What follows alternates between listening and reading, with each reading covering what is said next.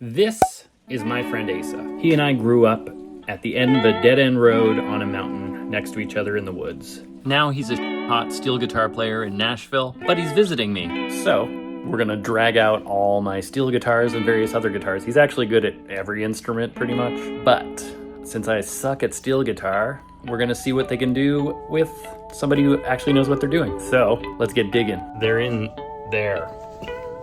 They're back there. Before we get into any of that, if you're interested in vintage guitars or guitar repair or custom builds, subscribe to the channel. I'm making weekly videos on just those topics. Thanks.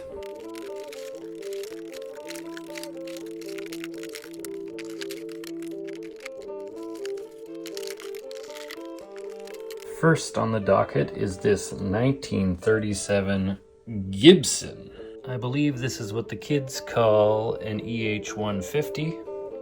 It appears to have a horseshoe pickup magnet, a horseshoe magnet pickup rather than a bar magnet.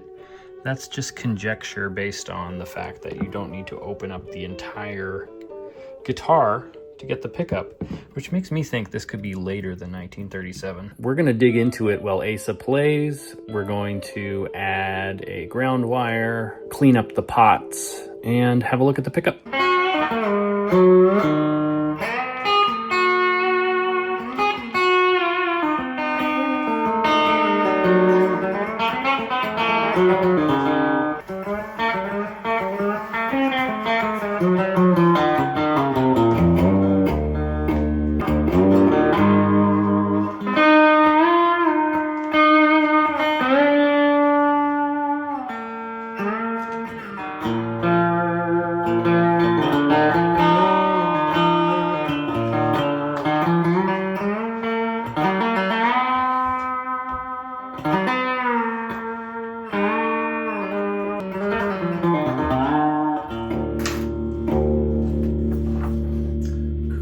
Guitar, man. What are these guys worth? You know, last steals.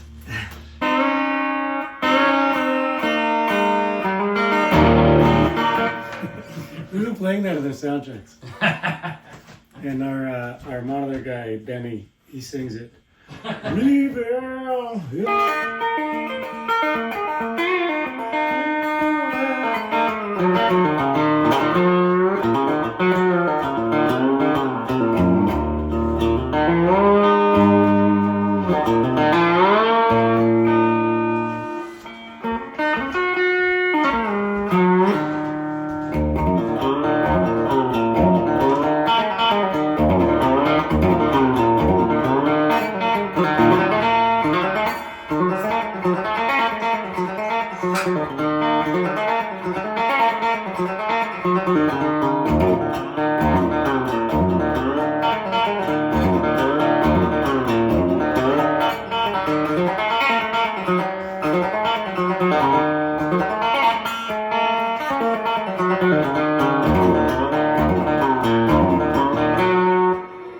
It's a fixed strings on the bottom, and then these guys are little nothing guys. Yeah. Like I said, this guy's not a steel player, so.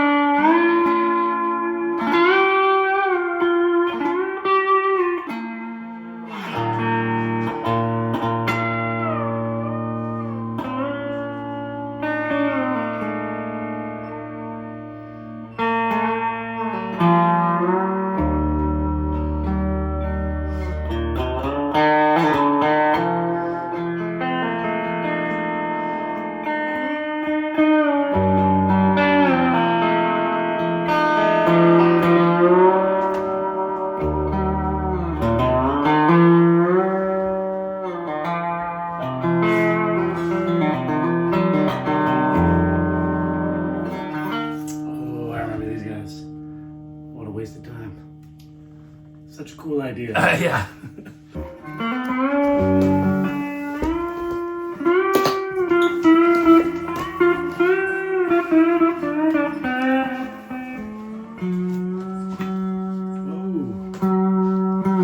That's the Maybell Slingerland. Was it supposed to be a lap steel? Got that smell? Yeah, it's got that smell. Mold? Or old? Old. A little bit of both. Yeah. Well, this is a cool one. This is a different tuning.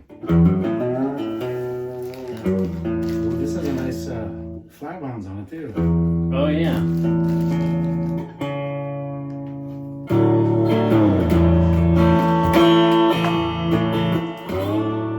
I think you might have discovered Ben Harper's tuning on Is this it? one, because there's a the thirds in a different place. There's all ones and fives. Holy shit, these frets are crazy. You got this little guy in there. They're not straight. Doesn't really matter when you're doing this, but No. Those pickups are the first Chicago pickups. And they were in everything in Chicago in the 1930s. Huh. And no one likes them. Except for me.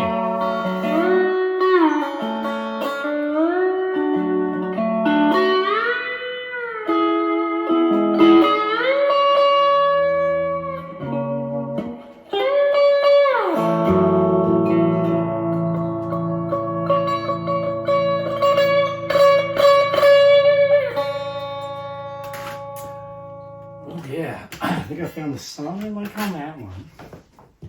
That's all you need. One song per guitar. It justifies it. Yeah. Look at this little. Oh, that might be an Amphenol. I should have around here somewhere. Lots of stuff. This guy's built in. So that's a 37 Supro. This is very light and very handsome. Yeah. So far everything you're playing is around 1937. And so is this, and so is this guy over here. I wonder what the top 10 songs of 1937. Competing horseshoe to the Rickenbacker. No kidding. Who won? They cease and desisted everybody.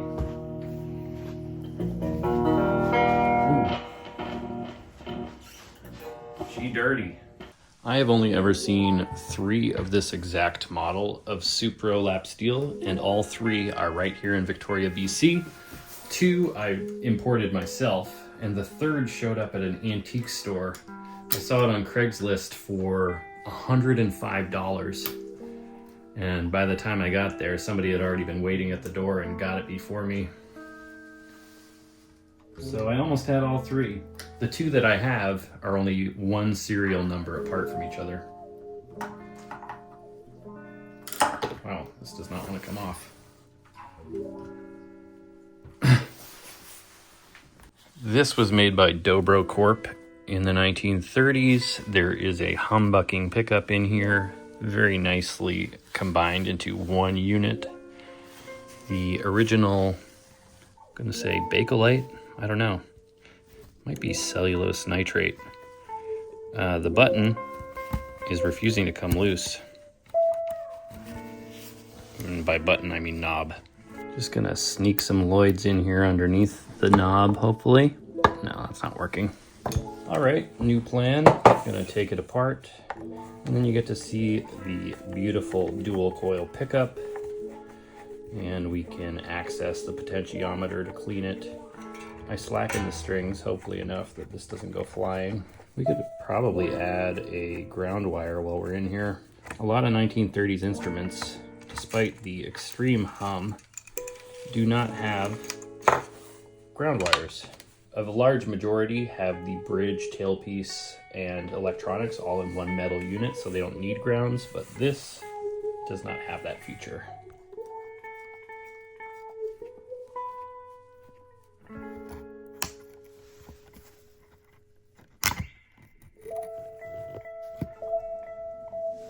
These early pots often have no markings, so you can't date the instrument on the pot codes.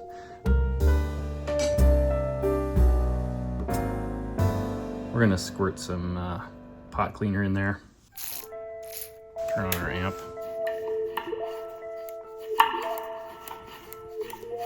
All right, it's already nice and clean.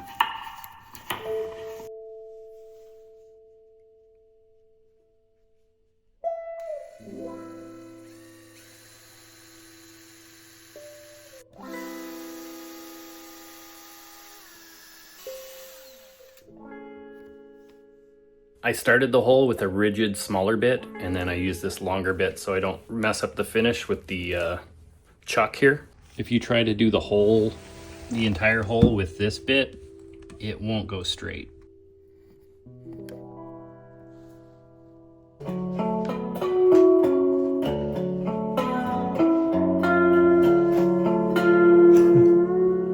Nice.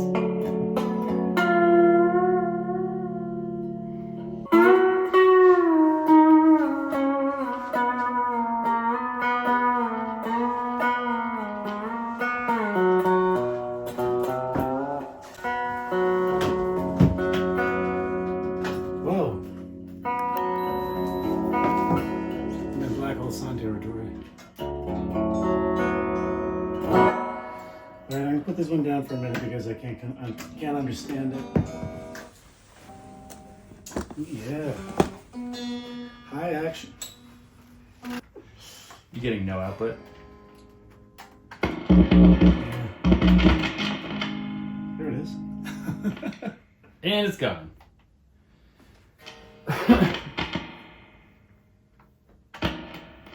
Good.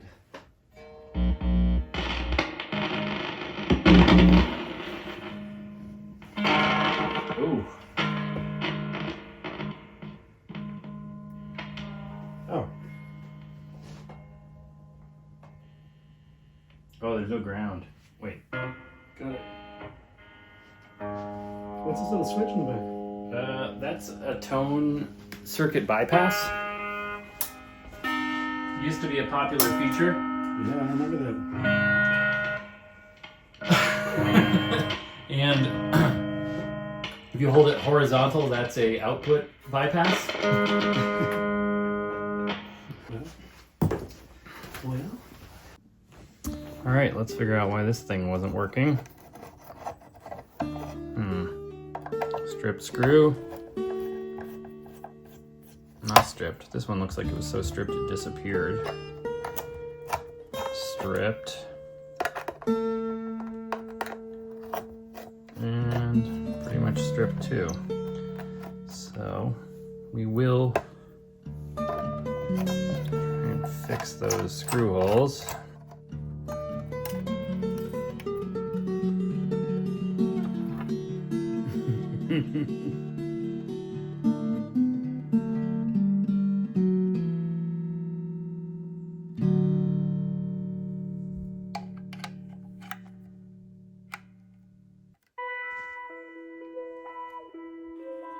Well, now that Asa's gone, it seems to work. And I'm just going to put in longer screws. Seems to have been some sort of grounding issue, which seems to now be no longer an issue. Hard to see without complete disassembly, but this has side magnets, much like a Valco pickup, and a steel plate over the pickup, so it's a through the magnetic field type of pickup.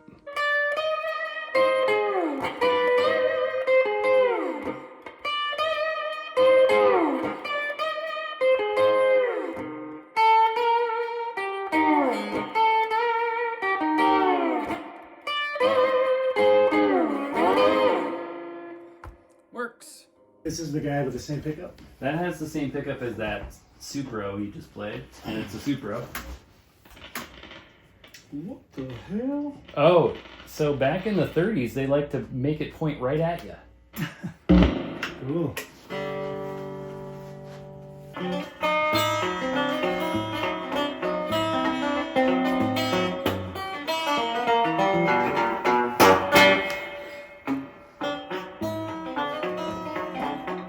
Sounds great.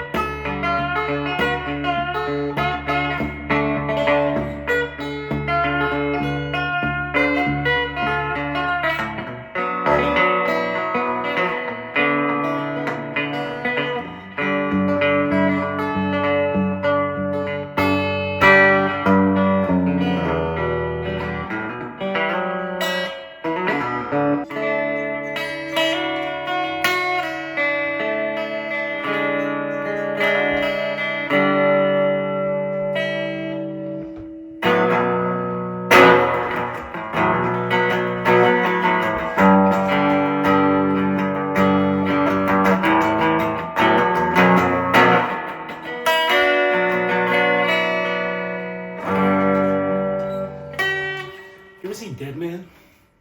No. Jim Jarmusch movie starring Neil Young did the soundtrack. It sounds like this guitar.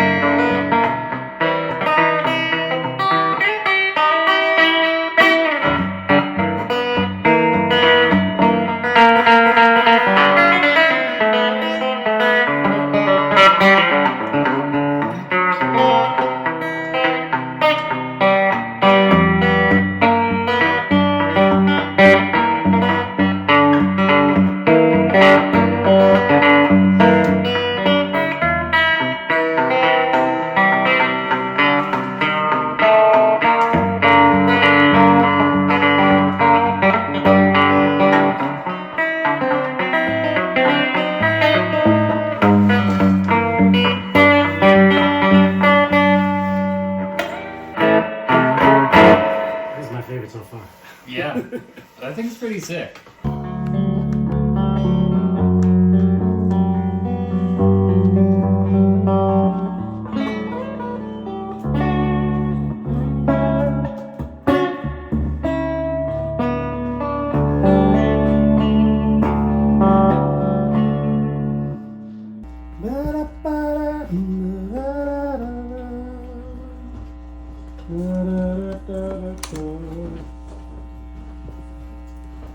Is this a Diana?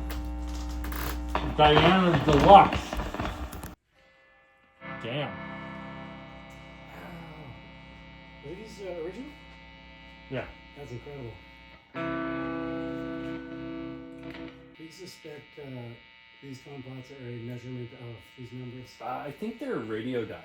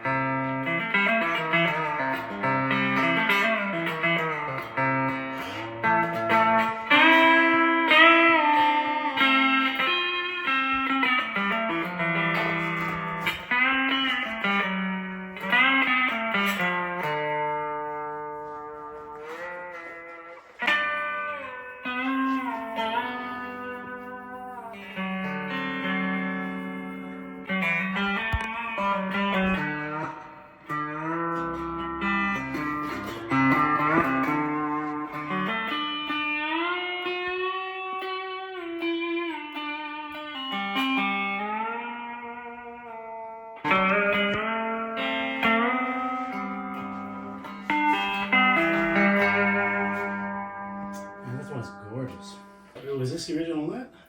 I mean, Maybe. that would make sense, but I guess maybe somebody just wanted crazy high action. Could be. Because, like, why would they make a lap steel with a convertible nut?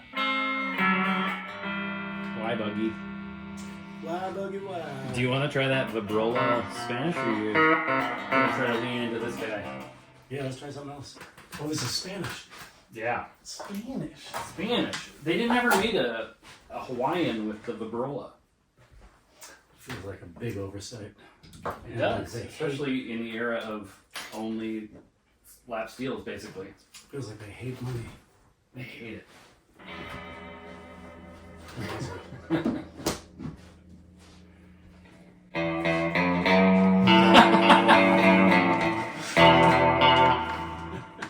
It's so clear.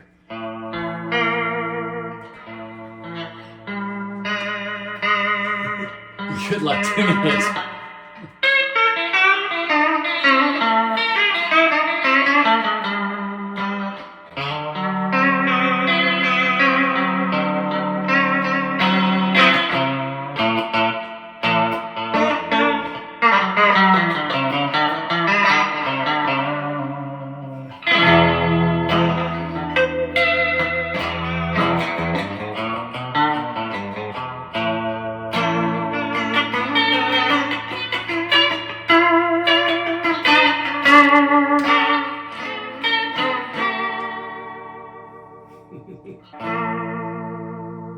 So weird.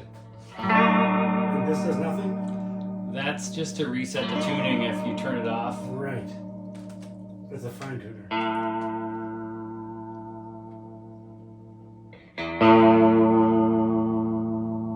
So one of those volume and the other will shut off the motor. So that's the motor.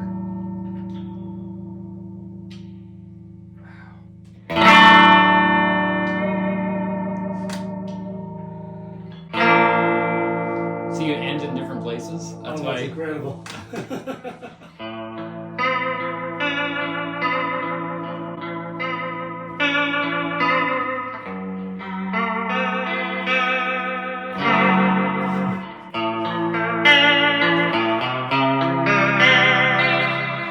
know who might buy this for a ton of money is Rycooter.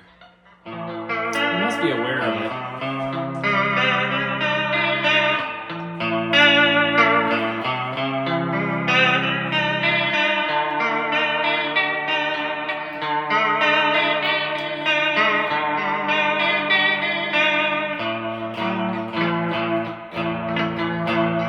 I thought Rycooter might be interested in some Spanish conversions.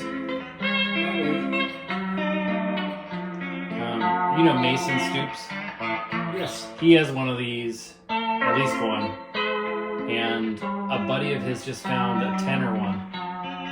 With the amp. The amp came with a stand that just shoves into the hole so you don't have to actually hold it.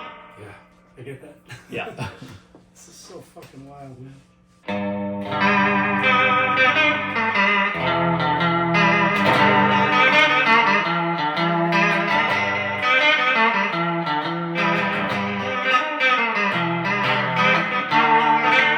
Oh man, I'm trying to buy or do some work on the studio guitar for that song, for that. Yes.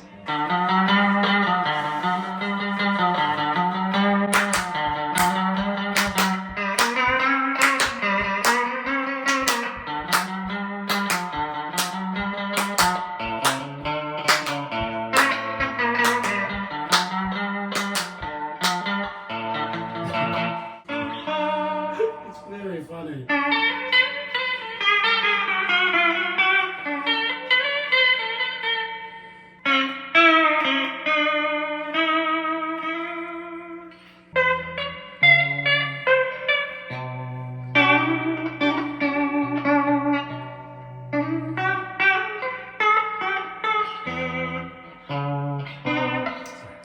It's okay. It was at that moment we had to go pick up my daughter, and we had one more project left to do on this video, and that was to have Asa record an entire song on all lap steels or former lap steels, being Spanish conversions that I've done. And we never got around to it. So now I'm going to try and do it. All right, first we need a beat. I'm going to see if I can use the looping function on my Boss ME50 and just tap on a guitar. I know it's cringe.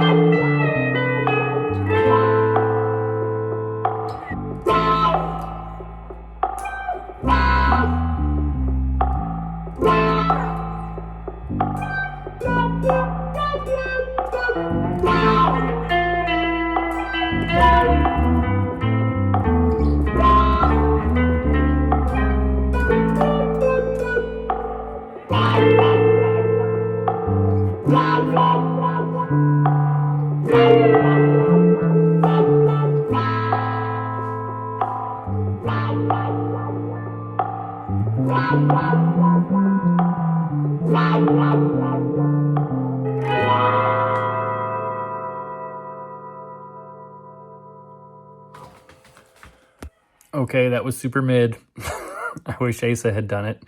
Here's some bonus lap steel.